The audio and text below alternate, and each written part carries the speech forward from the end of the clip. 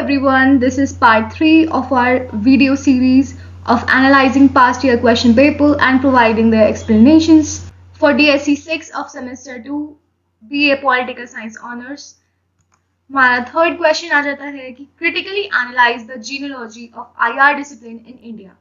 तो IR discipline India में कैसे ओरिजिनेट हुआ और इवॉल्व हुआ, हम उसकी पर्सपेक्टिव की बात करेंगे इंडिया के पर्सपेक्टिव से। So let us begin. तो इंटरनेशनल रिलेशंस की रूट्स इंडिया में बहुत पुरानी है।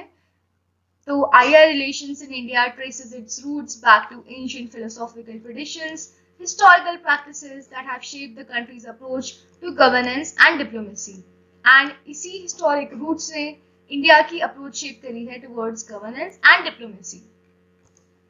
Pre-colonial Indian thought यानी कि colonization से पहले का Indian political thought that was characterized by concepts such as धर्म का concept था इंडिया में, राजधर्म का concept था। तो ये concept जो है ऑफर करते हैं insights into the multifaceted nature of sovereignty and जो dynamic relationship हुआ करती थी between rulers and उनके subjects. तो the IR analysis in India explores ancient philosophical traditions, historical practices and contemporary scholarship to elucidate मतलब to elaborate on alternative perspectives on sovereignty, governance and diplomacy. यानी कि जो traditional Eurocentric perspectives हैं या जो traditional western perspectives हैं उनके अलावा क्या हो सकते हैं on sovereignty, governance and diplomacy, particularly India के पर्सपेक्टिव से। अब हम इलाबोरेट करेंगे on pre colonial Indian political thought, मतलब कॉलोनाइजेशन से पहले का इंडिया में पॉलिटिकल थॉट क्या थे। तो जो एंशिएंट टेक्स्ट थे सच एज वेदास, उपनिषद्स और धर्मशास्त्र, उन्होंने प्रोवाइड किया था एक rich tapestry of political thought को।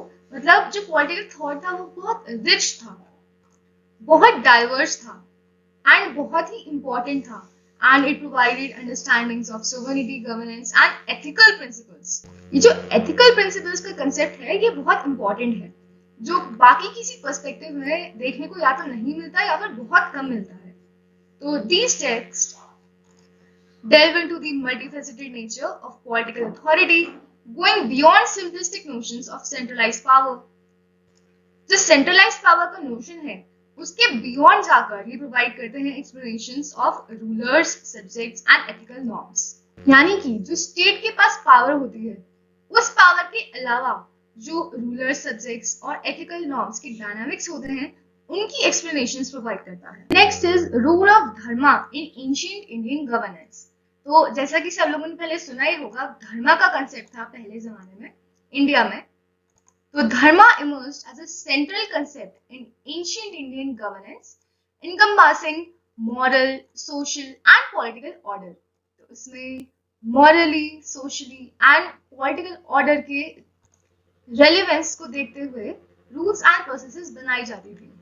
It served as a guiding principle for rulers, यानी कि जो रूलर्स हुआ करते थे उस टाइम पे वो भी धर्म को फॉलो करते थे, धर्मा को फॉलो करते थे to guide their actions, and जो सिटीजन्स थे वो भी फॉलो करते थे। दैट मीन्स जो धर्मा के प्रिंसिपल्स थे वो ऑर्डिनरी सिटीजन्स एंड रूलर्स के लिए एक जैसे थे।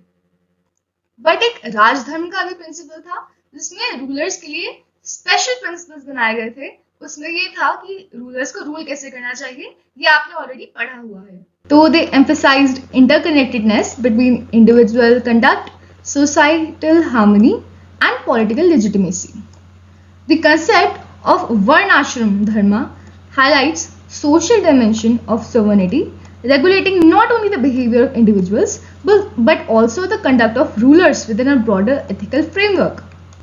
जैसा कि मैंने अभी पहले बताया कि सोशल डायमेंशन पे फोकस करता था सोवरेनिटी की और रेगुलेट करता था not only the behaviour of individuals but also rulers का conduct within a broader ethical framework. Ethical framework का मतलब एथिक्स उनके मॉरल्स को गाइड करते थे और उनके एक्शंस को गाइड करते थे। मॉडर्न पॉलिटिकल अथॉरिटी, तो जो मॉडर्न एम्पायर थी अशोका की, ये शो करती है the application of Dharma in political authority, मतलब ही पॉलिटिकल रैम में भी धर्मा को अप्लाई करते थे।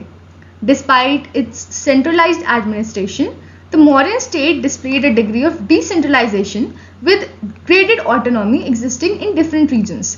इसका मतलब जो पॉलिटिकल एडमिनिस्ट्रेशन होती थी वो डिसेंट्रलाइज होती थी, यानी कि रूलर के पास होती थी, बट इन्होंने डिफरेंट पार्ट्स को, डिफरेंट रीजन्स को ऑटोनॉमी प्रोवाइड करी हुई थी अपने हिसाब से रूल करने की, जैसा उनको ठीक लगता है।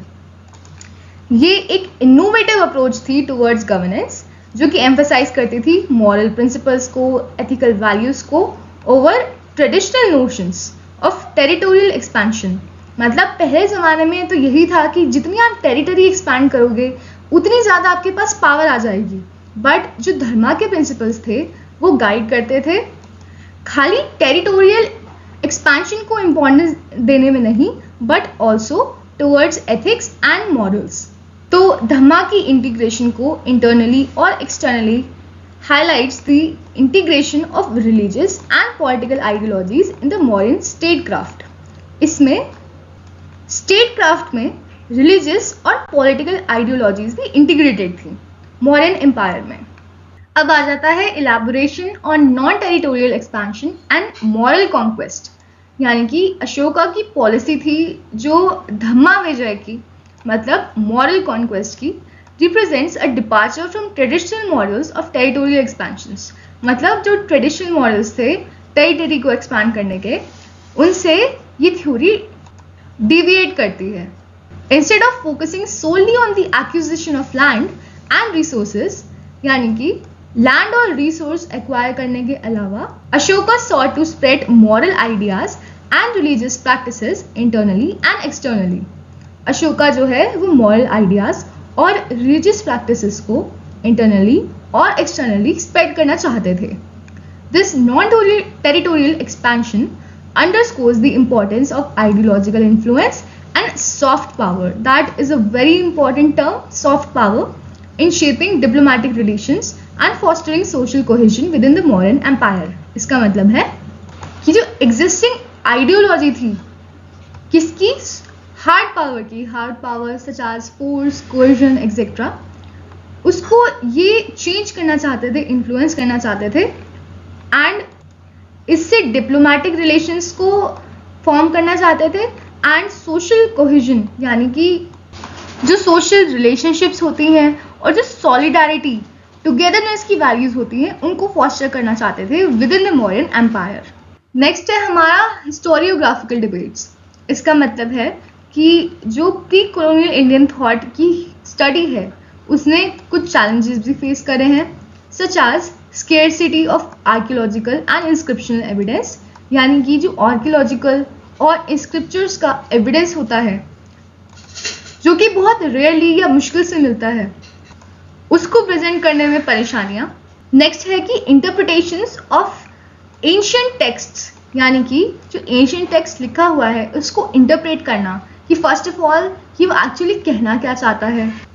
उसमें लैंग्वेज वैल्यूज भी इन्वॉल्व होते हैं और उसके पर्सपेक्टिव्स बहुत डाइवर्स होते हैं, such as scholars offering diverse perspectives on the nature of political authority and governance in Asian India.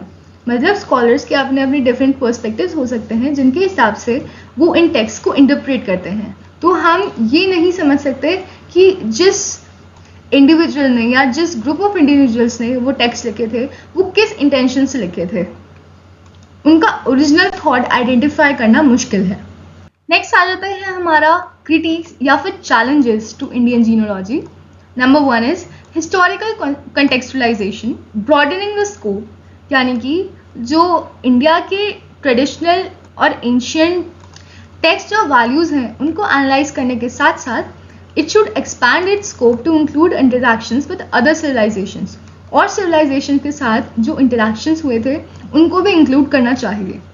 Trade and diplomacy, यानी कि जो trade relations, cultural exchange and diplomatic engagement हुई थी with neighboring regions, आसपास के regions, उनको include करना भी, उनको study करना भी would provide a more comprehensive understanding of India's role in the global system. Next is interpretative challenges. जैसे कि मैंने पहले बताया कि इन सोर्सेज की जो इंटरप्रिटेशन होती है वो क्रिटिकल होनी चाहिए, मतलब एक स्कॉलर के या एक ग्रुप ऑफ आइडियोलॉजीज के हिसाब से नहीं होनी चाहिए। but it should be open to interpretation. Next is selective use of sources, यानी कि हमको जितने sources available हैं उन सबको लेकर एक comprehensive understanding build करनी चाहिए instead of focusing on some particular sources, some selective sources. And जो biases हैं इन interpretations को analyze करने में उनको भी एड्रेस करना चाहिए. Next is Mauryan case study. मतलब मौर्यन एम्पायर में अभी तक तो हमने देखा धर्मा का रूल कैसे था, बट जो मौर्यन स्टेट क्राफ्ट, उसकी एडमिनिस्ट्रेटिव स्ट्रक्चर्स और इकोनॉमिक पॉलिसीज हैं उनको हमने इतना डीपली स्टडी नहीं करा है compare to the principle of dharma. So उसकी स्टडी भी होनी चाहिए डीपली. और जो अशोका के प्रिंसिपल्स थे regarding the implications for governance and diplomacy, उनको भी स्टडी करना चाहिए to enrich the analysis. Next is contemporary relevance, यानी कि जो एंशियंट इंडियन पॉलिटिकल थॉट है उसको हमें कंटेम्प्रेरी आईआर चैलेंजेस के साथ इंटीग्रेट करना चाहिए to enhance the relevance and engagement with IR theory.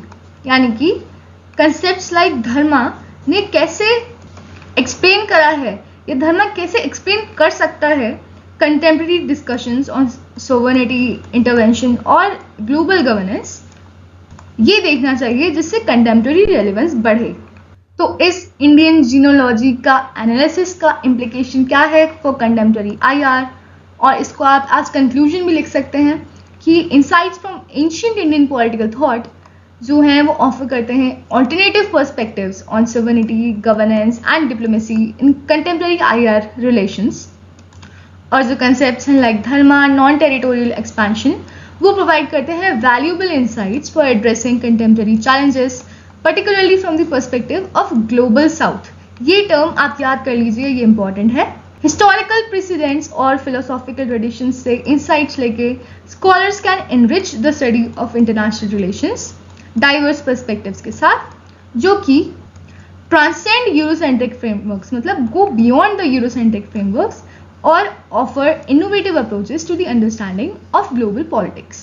So that was it for this video. Stay tuned for the next video and please do not forget to like, share, subscribe and comment if you have any suggestions. Thank you for watching.